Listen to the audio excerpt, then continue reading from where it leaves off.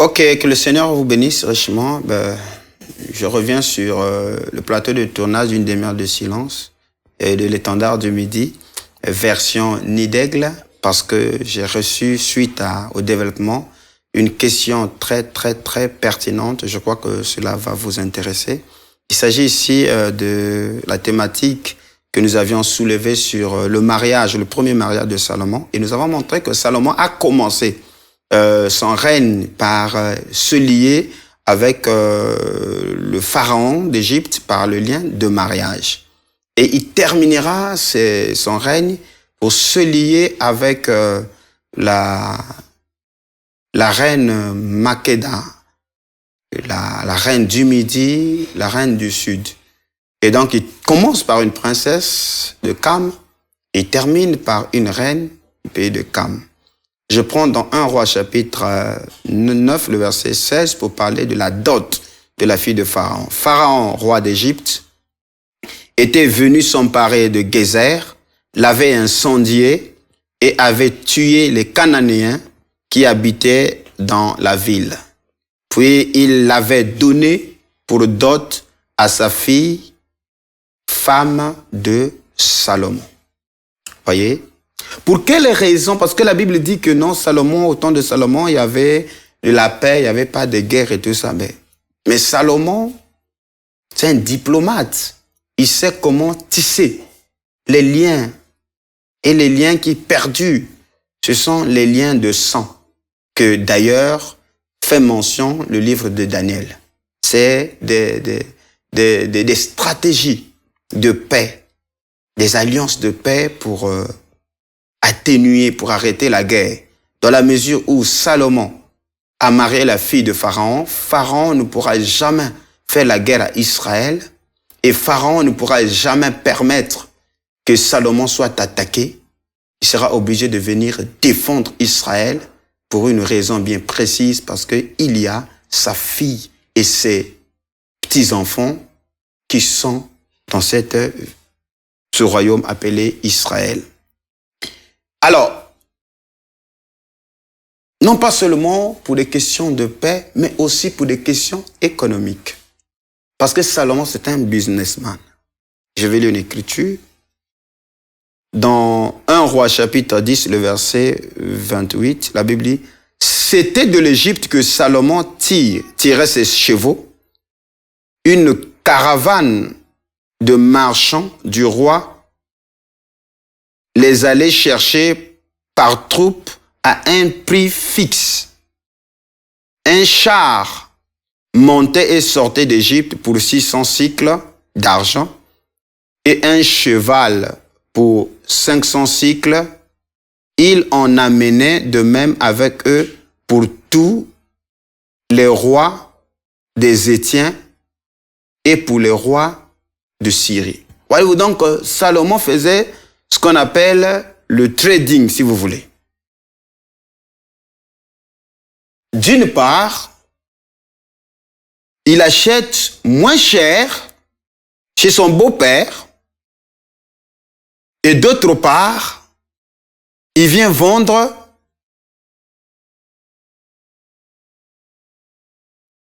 très cher chez les Syriens et les Étiens. Donc, c'était un monsieur très intelligent. Donc, par le lien de mariage, il a consolidé son royaume parce qu'il a eu accès en ce moment-là aux chevaux et de tout le commerce avec les Égyptiens. Et il vient, dans sa dernière phase, se lier à la reine Makeda, qui était la reine du Midi ou du pays d'Éthiopie. Pour quelle raison? Parce qu'il avait déjà le contrôle avec les alliances avec tous les autres royaumes. Prenait les princesses, ça et là et tout ça. Mais lorsque les nouvelles de sa sagesse parvinrent par ses caravaniers, bien sûr, qui venaient pour entreprendre des achats dans le pays d'Éthiopie, la nouvelle de Salomon parvint à la reine, et la reine s'élève pour venir vérifier si ce qu'elle a entendu était réel. Et quand elle arrive, ça devient un problème de mariage, ce qui est inscrit dans le livre de la gloire des rois, c'est-à-dire le Kebra Nagest. Cherchez au commandant en France, vous allez lire.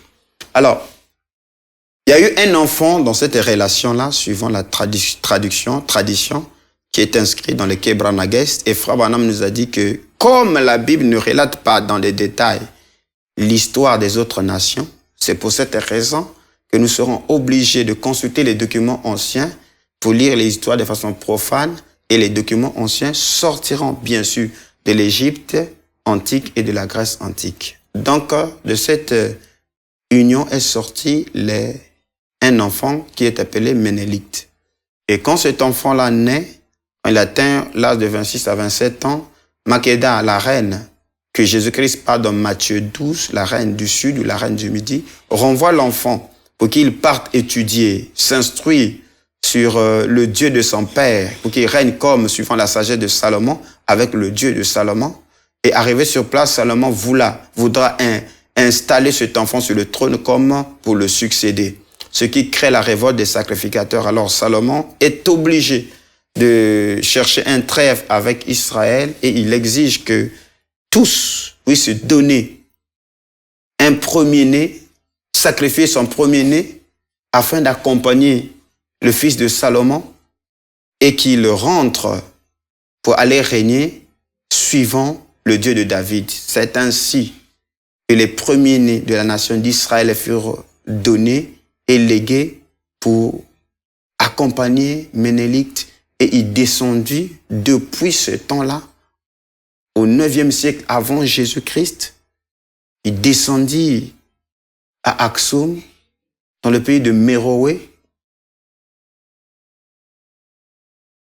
et commence la légende des Falachas ou des Juifs noirs. C'est ainsi, après 3000 ans, ces hommes appelés des Falachas ont gardé leur identité. Voilà pourquoi nous avons refuté que ce sont les colons qui ont amené la religion, que ce soit le judaïsme ou le christianisme en Afrique. Donc le judaïsme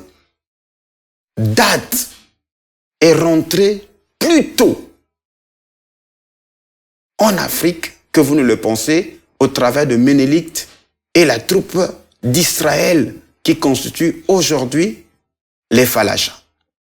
C'est ainsi, ces Juifs noirs, ces Hébreux, noirs, parce que les Juifs, c'est Juda ou les habitants de Judée. Mais eux, ils sont Israël dans son entièreté, parce que ce sont les 12 tribus, les prémices de 12 tribus qui sont venues se réfugier ici, en Éthiopie.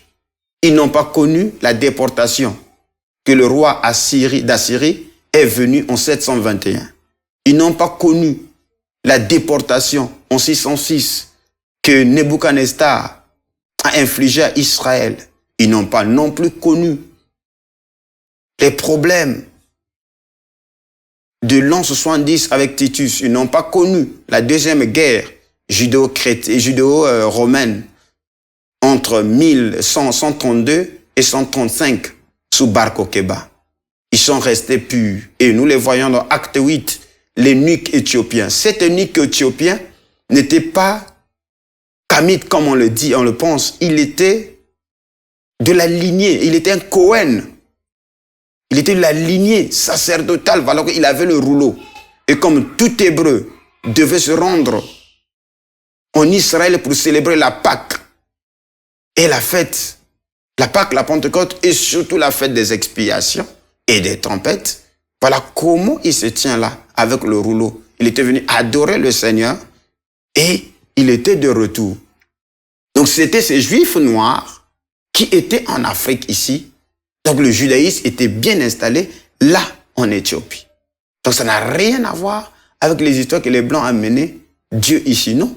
Puisque c'est ce Juif qui se convertit, ce Falacha qui se convertit, qui amène une réforme du christianisme. Parce que le christianisme, en effet, n'est qu'une réforme du judaïsme, ou un prolongement, bien sûr. Donc c'est rentré plus tôt. Une autre hypothèse, après la destruction du temple en 606, Guédélia fut tué et des Juifs ont fui avec Jérémie. Ils ont contraint Jérémie et Baruch de séjourner en Égypte. Et plus tard, après les conquêtes de Cambis en 525. Les Égyptiens pensaient que c'était des Hébreux ou des Juifs qui libéraient des fuites. Ils ont été persécutés. Ils ont pris les quelques ustensiles du temple qui avaient été élevés à Éléphantine. Et la légende dit, même l'arche, ils sont descendus plus bas pour aller rejoindre leurs frères qui étaient déjà au pays d'Éthiopie. Et ils sont restés jusqu'à aujourd'hui. Donc ainsi, ce judaïsme authentique a été conservé en Afrique. Et d'ailleurs, c'est grâce à l'Éthiopie, aux Coptes, que le livre d'Enoch a été préservé. Ici, nous avons aujourd'hui l'intégralité du livre d'Enoch, c'est grâce à l'Éthiopie. Voilà qu'on appelle Enoch l'Éthiopien. Donc c'est ainsi, nous voulons toujours insister dans la même vision de sortir de ce fouillis dans lequel nous avons été mis pendant des siècles, pendant des années, où la Bible a été blanchie. Devant nos yeux, même dans notre subconscient, tout est blanc. Mais l'heure est arrivée de restaurer, de rétablir, de remettre la vérité à sa place pour que nous replaçons l'Écriture dans son contexte originel. Donc voyez-vous que j'ai voulu montrer que si Salomon a commencé avec la fille, la princesse d'Égypte, c'est pour des raisons de protection et des raisons commerciales. Et plus tard, il a voulu s'emparer des richesses de l'Éthiopie parce que, en ce temps-là, la beauté, la force d'un roi, il a fallu qu'il construise des maisons d'ivoire. Ainsi, le trône de Salomon, qu'on appelle aujourd'hui le trône d'ivoire. Tu connais qu'est-ce que c'est le trône d'ivoire, cher prédicateur, cher ami? Le trône d'ivoire, le trône blanc, est fait de l'ivoire poli. Et les ivoires, dans l'Antiquité, étaient localisés à deux endroits. C'est-à-dire, premièrement, c'était dans l'Hindoukouche.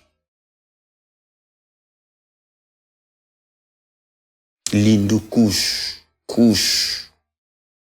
Et chez les couchistes, c'est-à-dire en Afrique, en Éthiopie. Donc, dans l'Hindoukouche, là-bas, c'était des instruments pour la guerre, ces mammouths-là.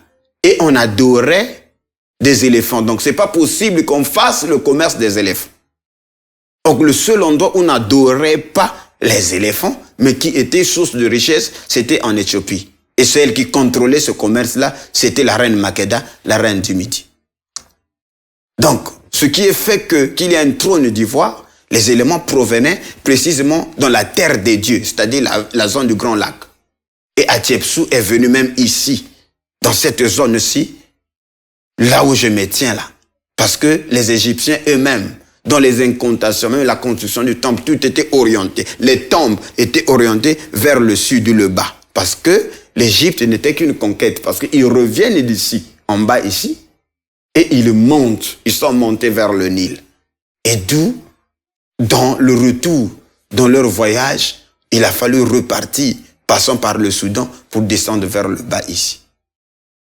Et cette zone-là était contrôlée, ce qu'on appelle l'Éthiopie. L'Éthiopie, ce n'est pas simplement le pays d'Éthiopie, c'est toute cette zone-ci. Et plus bas est appelé le pays des dieux, la terre des dieux. Ce n'est pas n'importe qui allait en pèlerinage dans cette zone-là, là où je me tiens ici. Et donc Salomon a voulu rentrer en contact avec ces richesses-là, qu'on appelait l'or d'Ophir, vers le Zimbabwe, ici vers la RDC. Voilà que je dois aller en RDC, donner ces enseignements-là, parce qu'ils ne comprennent pas ces choses. Donc c'est pour cette raison que Salomon se lie. Il a un enfant. Voilà, il veut placer cet enfant-là sur le trône, parce que placer cet enfant-là sur le trône, c'est avoir le contrôle de toutes les richesses du monde. Et donc vous verrez qu'après le passage de la reine du Midi, vous verrez que c'est là où l'argent est très parfois dangereux. Il recevait 666 talents d'or. Parce qu'il a commencé par la princesse, il termine par la reine. Donc voyez-vous que les 5 éléments qui revenaient après 3 ans des caravaniers de Salomon, il y a le bois de Santolle, il y a les singes, il y a des paons, il y a les ivoires et il y a l'or d'Ophir. Ces éléments-là revenaient bien sûr de l'Afrique.